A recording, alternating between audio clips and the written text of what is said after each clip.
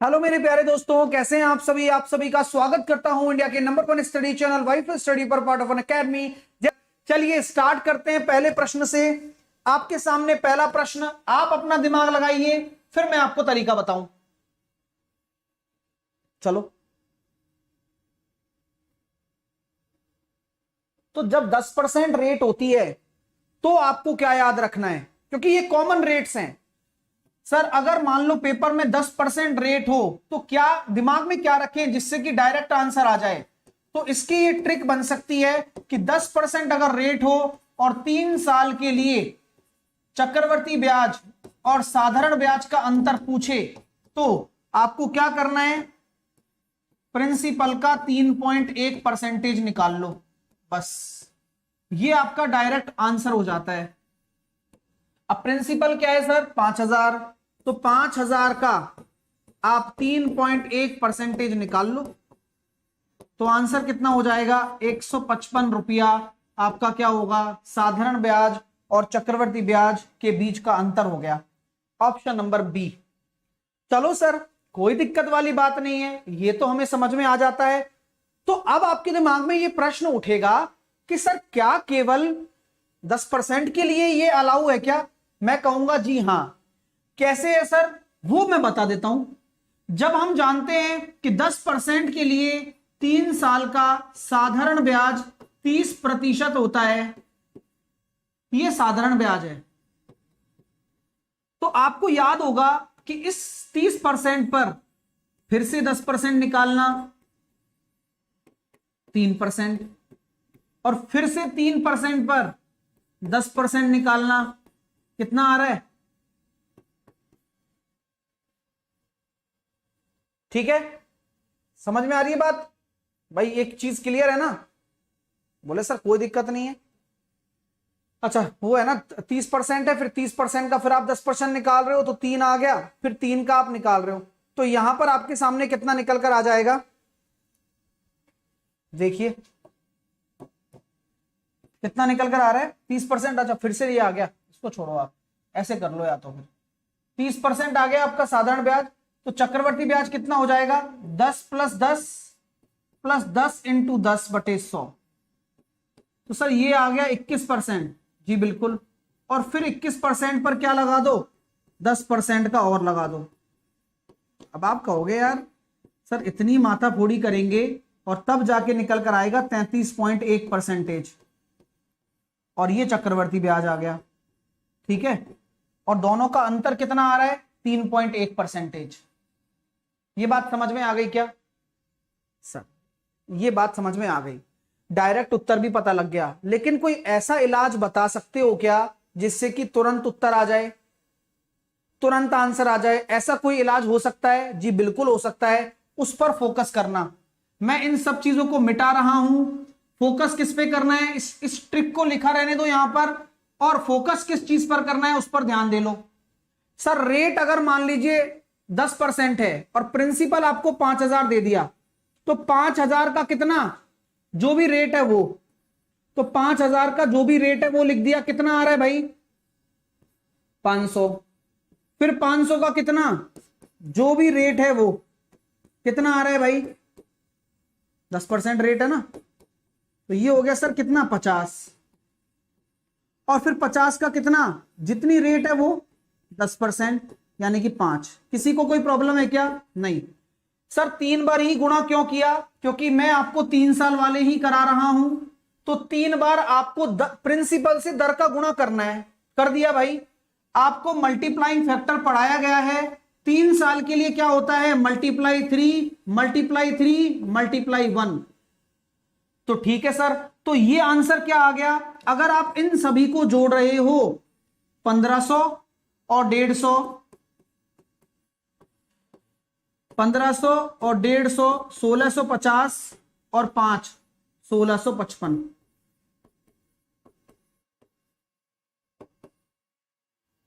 1655 रुपए ये क्या आ गया, जल्दी से बताओ, 1655 रुपए ये क्या आ गया? सर ये आपका कंपाउंड इंटरेस्ट आया है। अच्छा ये ऊपर ऊपर वाला क्या है, ये 1500 जो है ये आपका साधारण ब्याज है, तो आपका अंतर क्या होगा, तो सर डायरेक्ट आंसर दे सकते हैं ना, ये वाला हिस्सा क्या अंतर होगा हमेशा? जी बिल्कुल। तो 3 साल के लिए जो ये नीचे के 2 पोर्शंस होते हैं वो हमेशा आंसर होते हैं 155। तो आपको क्या दिमाग में रखना है? मल्टीप्लाई 3 मल्टीप्लाई 3 मल्टीप्लाई 1, लेकिन 10% आ जाए तो डायरेक्ट प्रिंसिपल का 3.1% आंसर हो जाएगा। अगला प्रश्न आप लोगों के सामने दे रहा हूं, धीरे धीरे हैबिट बन जाएगी, आप कोशिश कर लो। चलो ये लो, आप कर ही लो ना, दिक्कत क्या है? अब 18% है तो अब 10% का दिमाग से निकाल दो, एक मेथड लगाना है और आंसर लेकर दिखाओ।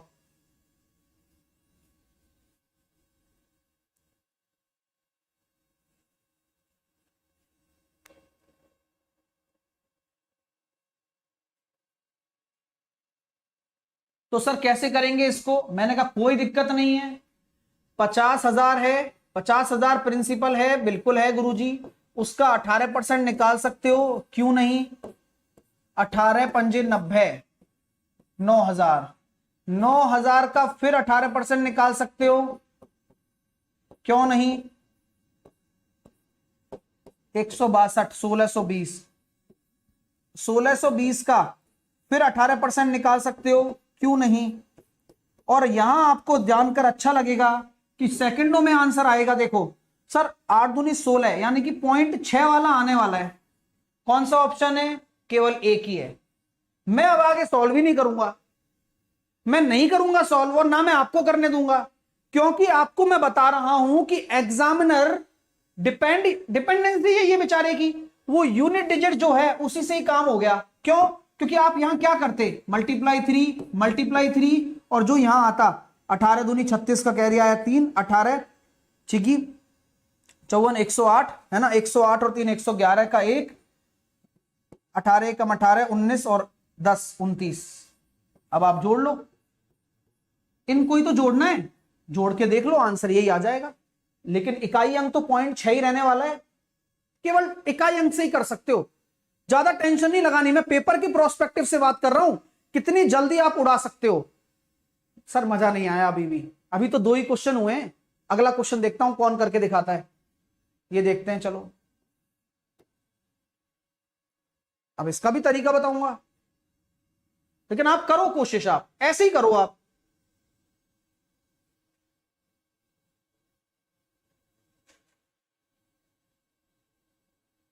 कल मेंसुरेशन के 30 क्वेश्चन होंगे सुबह 11 बजे, तैयार रहना।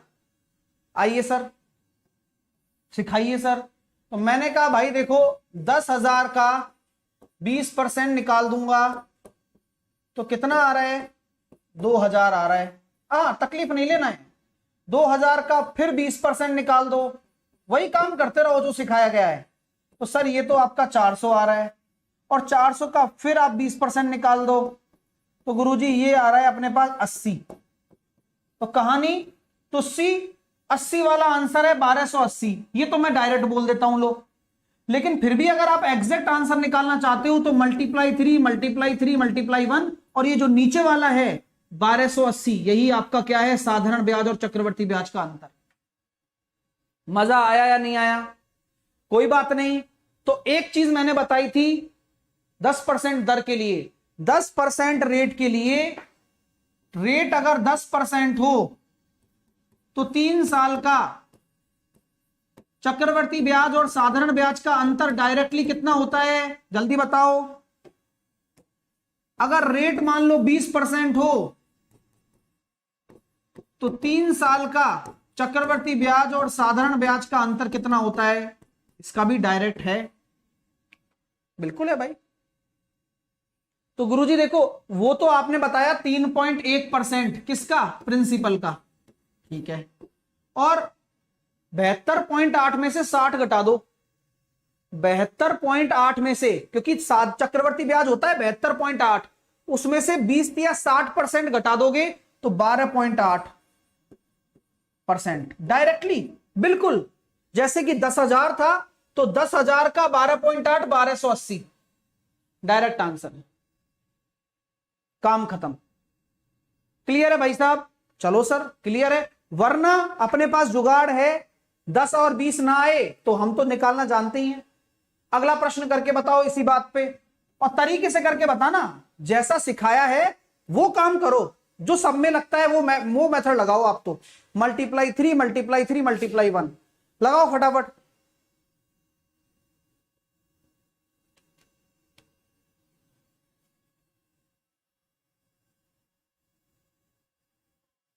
चलिए सर क्या करूंगा, वही करेंगे जो सिखाया है। 8000 का 5%, 400, 400 का 5%, 20, और 20 का 5%, 1।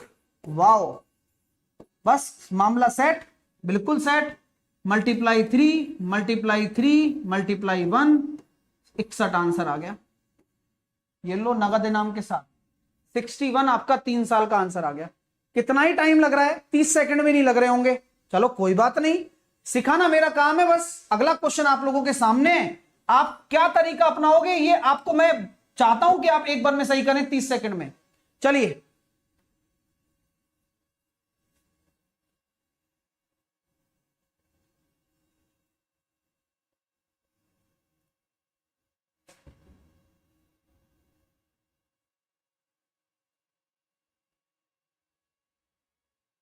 तो गुरुजी बात ऐसी है, 30 सेकंड भी मत लगवाओ आप। जब 3 साल है, 10% की रेट है, तो अंतर दे रखा है इतना, तो अंतर का मतलब क्या होता है, प्रिंसिपल का 3.1% बराबर इतना है। अब 31 से काट दो, 31 दूनी 62, बचा 1, और बाकी 6 से चला जाएगा, तो ये हो जाएगा 206 यूनिट डिजिट। यूनिट डिजिट में 6 ही आने वाला है, तो 2060 आंसर आ जाएगा 100%, ऑप्शन नंबर बी। मजा आ रहा है? चलिए बहुत अच्छी बात है यार, यही चाहिए। अगला प्रश्न करके बताइए। अब तरीके से करना है ना। अब मान लो सर आपको प्रिंसिपल नहीं दिया, अब क्या करूंगा मैं, वो बताता हूं आपको, लेकिन आप अपना मेथड लगाओ। आप अपना मेथड क्या लगाओगे मैं वो बता देता हूं। सर अगर मान लो प्रिंसिपल ना हो तो नोट लिख लो सब, 1000 रुपए का नोट है। यदि प्रिंसिपल ना हो या बुरा हो, बुरा समझते हो, बुरा मतलब पॉइंटों में हो या बहुत अजीब सा हो, तो रेट को फ्रैक्शन में लिखकर, रेट को फ्रैक्शन में लिखकर